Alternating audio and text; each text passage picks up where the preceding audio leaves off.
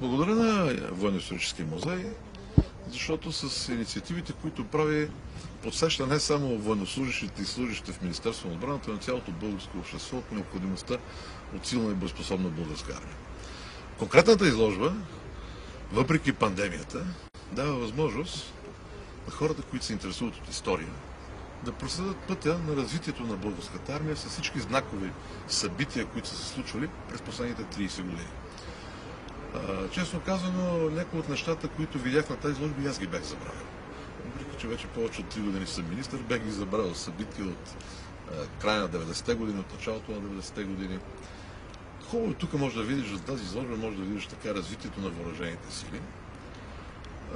И поред мен налага един основен изход.